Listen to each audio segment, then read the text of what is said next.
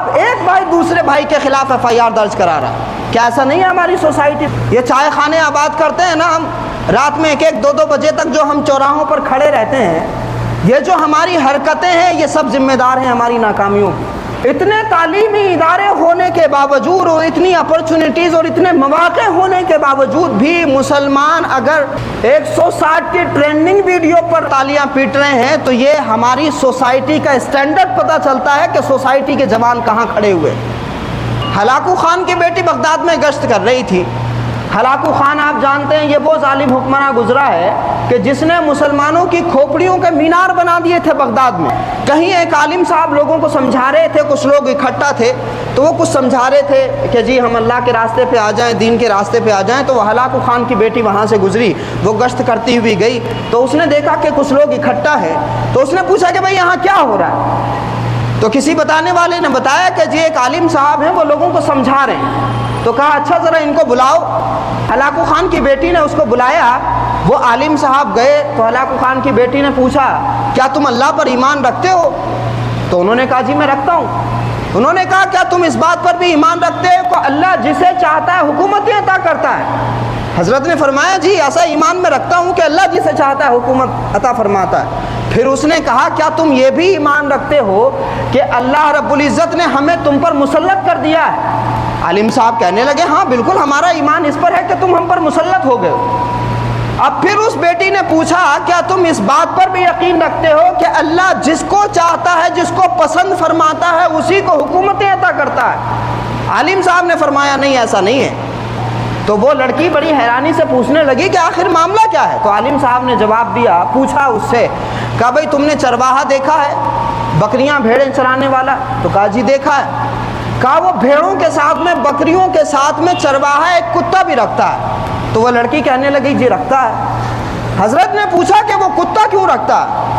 تو اس لڑکی نے جواب دیا کہ جو بکریاں ریوڑ سے الگ ہو کر کے ادھر ادھر چلی جائیں، جو اپنے ریوڑ کو چھوڑ دیں، جو اپنے قبیلے اور خاندان کو چھوڑ دیں اور چرواہے کی بات نہ مانے، تو جو بکریاں ادھر ادھر چلی جاتی ہیں، کتا جو ہے وہ اس لیے رکھتا ہے چرواہا تاکہ کتے دوڑ کر کے ان بکریوں کو جو ہے وہ ادھر ان کے ریوڑ میں شامل کر دیں.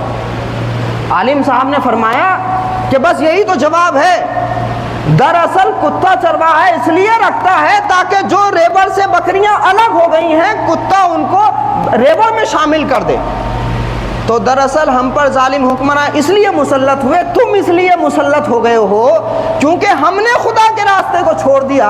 اور اس مالک کا کہنا یہ ہے کہ اگر تم اللہ کے راستے کو چھوڑو گے، اگر تم میرے راستے سے بھٹک جاؤ گے تو میں تم پر ظالم حکمراں مسلط کر دوں گا.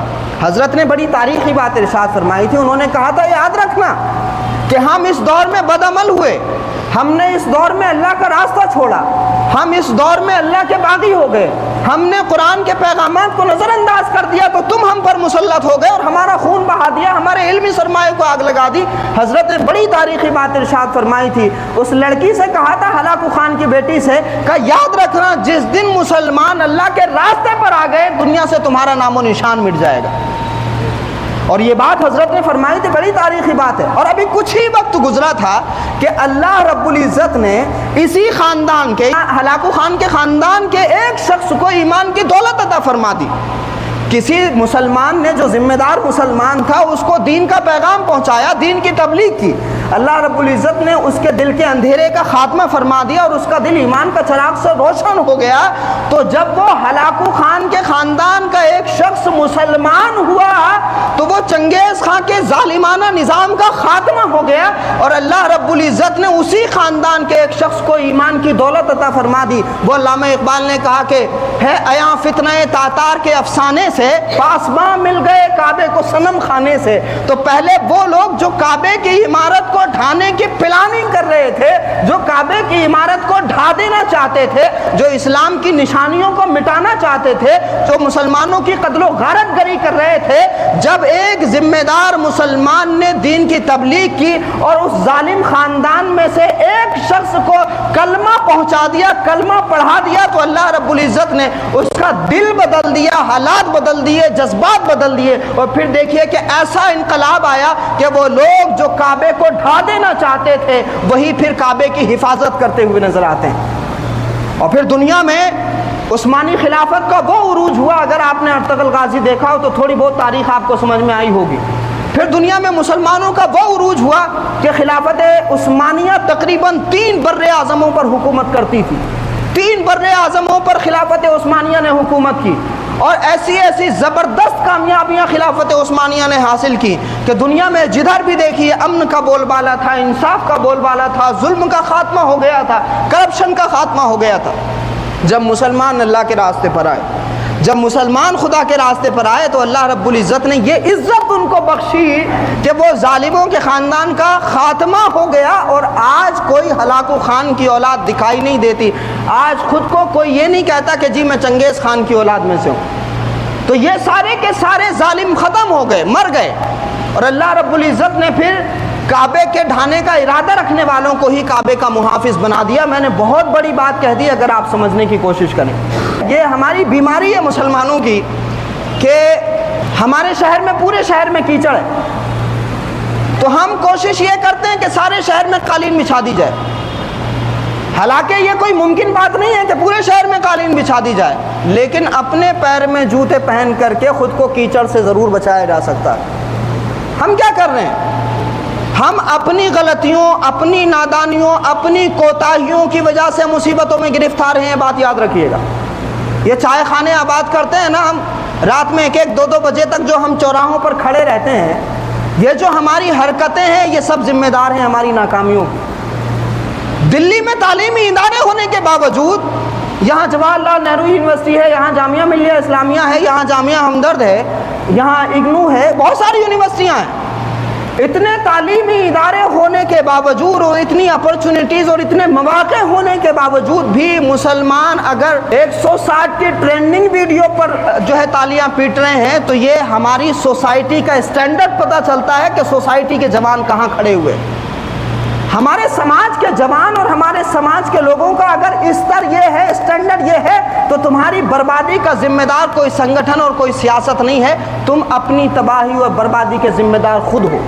ہم دلی میں رہتے ہیں، اور جہاں جہاں ہماری آبادیاں ہیں، آپ دیکھ رہے ہیں وہاں کرائم کا کیا حال ہے، آپ دیکھ رہے ہیں وہاں جرائم کس چرم سیما پر ہے، آپ دیکھ رہے ہیں وہاں کتنا زیادہ ظلم ہو رہا ہے، آپ دیکھ رہے ہیں وہاں کتنا آپس میں لوگ لڑے ہوئے ہیں۔